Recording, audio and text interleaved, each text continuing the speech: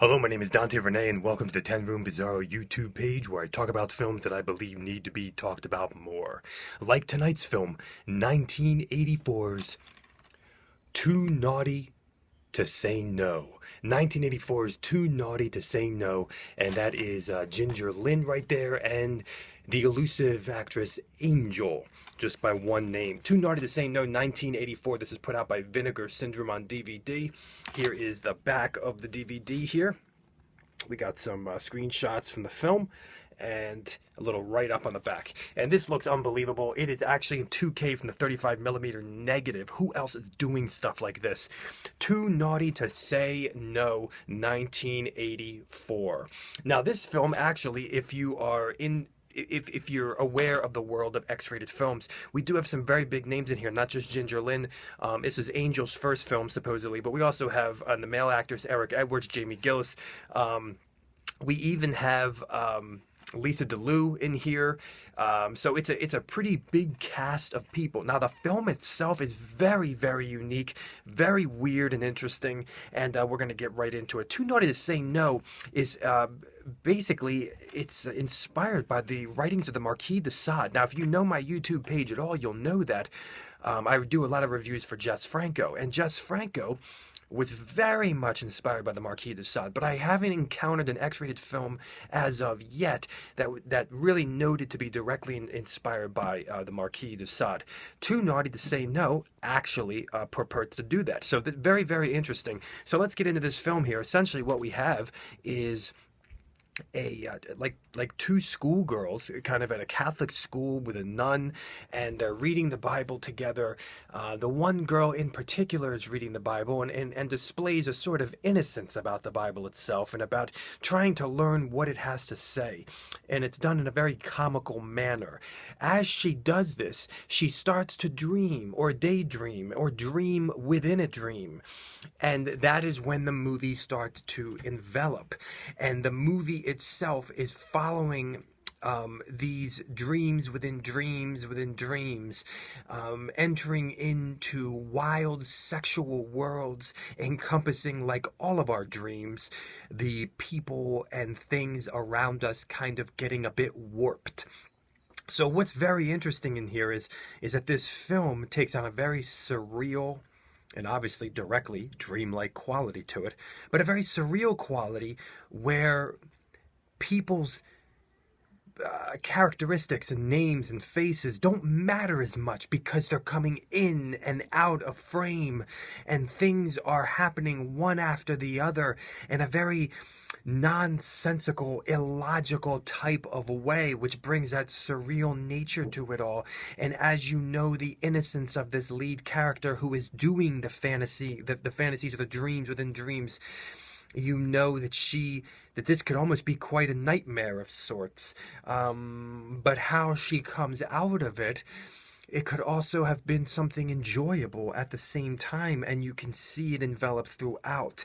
There are a host of characters that she meets and that are warped from within her reality within these dreams. People that her own mind is conjuring up, or is it kind of a mix of, she's dreaming right from the Bible, per se.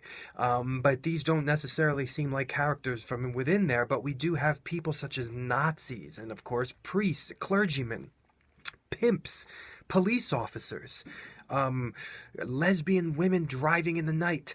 We have all of these different hosts of characters, a streaker, and it is her, it's too simple to say fantasies, but it might also be too simple to say dreams. This is Too Naughty to Say No, 1984. I believe it says directed by Victor Nye and produced by Susie Randall. I believe correct me if I'm wrong here, they might be a husband and wife type a duo or something. I remember reading that somewhere. And I also believe that Susie Randall was... and yeah, she was an acclaimed erotic photographer. So very, very interesting that she's the producer of this as well. So let's get into this film here, folks. When we look at the music, you'll notice that in the credits of the film, very interestingly so, we have a full-blown band who is doing the music with a wild name that kind of reminded me a bit of the original name for Oingo Boingos, for the movie Forbidden Zone, which I've also reviewed on this YouTube page. So we have a full-blown band doing the music here. This is not library music; these aren't library cues, but we have a full-blown band. And the interesting thing is that the music, since this is '84, when I was watching the film, I almost felt a bit like maybe the late '80s, maybe '87. I was thinking 80, '87, '88. But it was '84, a bit earlier, but it really had an '80s vibe to it. I mean, we have some neon punk hair in the movie. We got guys who are dressed in leather and crazy masks. There's times where the movie feels like you're watching Eyes Wide Shut by Stanley Kubrick.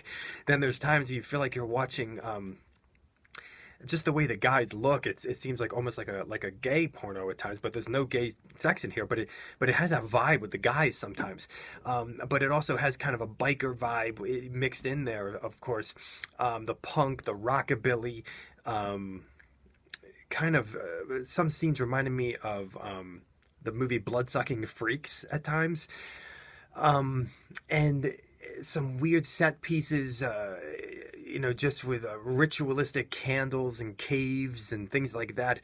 And the music has a main theme, and it's a thumping electronic with '80s guitar. We have lots of music in this movie where we have real '80s sounding electronic music, but with '80s guitar also in there. And it's a very memorable theme when you hear it throughout the film. I believe it's in the menu screen as well. But we also have some slow pieces of music in here that will bury themselves into your mind. And then we also have some like well-known classical pieces of music as well. Well, we're going to get into that. When we look at the style of this film, there's one really weird repeat edit cut in this film that kind of like something just kind of repeats. It's like, boof, boof, boof, boof. But it happens like twice, only in one scene, and it's really interesting. We also have this is a film of characters. This is a film of characters that we do not know. The same way we do not know characters that we might even know in our day-to-day lives when they're in our dreams. And that's kind of what the film... Now, the interesting thing is that the film doesn't look like a dream. It doesn't have that hazy dream type of vibe for the whole movie, since it's like kind of a fantasy or a dream. It's actually within the actors, and it's within the situations and the sets, the atmosphere that really provide that. It really almost at times feels like Alice in Wonderland gone, kind of X-rated and berserk, where we have the main character, played by Angel here, who's beautiful, doesn't have the face of a girl, doesn't even look like a girl that would be in an X-rated movie, which and heightens her appeal definitely, who is kind of moving through these different worlds and these different characters. As I said, we have kind of a whorehouse. We have priests. We have streakers. We have all these different people. We even have an undertaker, and Harry Reams is in here as well. He's a very well known. We even have an undertaker situation. A lot of people ask the question, can you die within your dreams? And in this film, some very bizarre things go on in terms of death, kind of resurrection in a way, and sexuality within dreams, and darkness. I mean, there's a darker vibe to the film, but it's extremely jovial. Does that make sense? And when I talk about the music, it's just also the sound design. There's this weird sound that pops up throughout the film, like a and I believe it has something to do with the shifting of her dreams in some form or fashion. Now, this is a film that is wall-to-wall sex. As I've said many times before, a lot of people will always say, this movie I don't like too much because it's style over substance. The movies I review on this YouTube page are the style is the substance, and this is a film where the style is the substance. The sex is the substance. This is an X-rated film, and this is a film where the sex is a story, the sex is a substance, and tons of sexual situations that would be deemed rather dark as this lead character in her dreams is really being manipulated and being taken and in a way almost indirectly raped. But there is a jovial vibe about the proceedings that kind of make it less dark in a way. I mean, the Marquis de Sade is pretty dark stuff, but it's done in a more jovial, very 80s flashy fashion. Now, in terms of the sexual scenes, we predominantly have multiple guys on one girl. We also have some fairly wild bitch talk, almost like really aggressive sex talk in the film. And as the lead character in her dreams is being manipulated, I mean, we have it. We also have an amazing lesbian encounter in the back of a car, but that gets really bizarre with what's going on the windows around the car. That's all I'm going to say. We have, rather aggressive males in this movie. And which it's very interesting in light of what's going on within her mind, what's going on within this young girl's mind. As is this a bit of a sexual awakening, or what's going on here? And we have just really wildly aggressive sex scenes, but it's really in this lead character here, Angel, where I really found, very erotic, just in the way her body, just in the way that she is kind of selling herself within her dreams to these different characters. And as the dreams go on, she seems to enjoy things more and more, but then at times seems to enjoy them even at the beginning of the sex scenes within the dream too. It's a very interesting film. The fourth wall is also broken at the end of the movie with the lead character, and it's really, I would say, not your typical X-rated film because of the outfits and the situations and the characters. The dream is the story. The sex is the story. The style is the story. And it's a wild sex film because of, like the masks and there's orgies that are very weird. The aggression, the kind of the studded collars and leather black studded belts and outfits, and it's really in these costumes that are really crazy.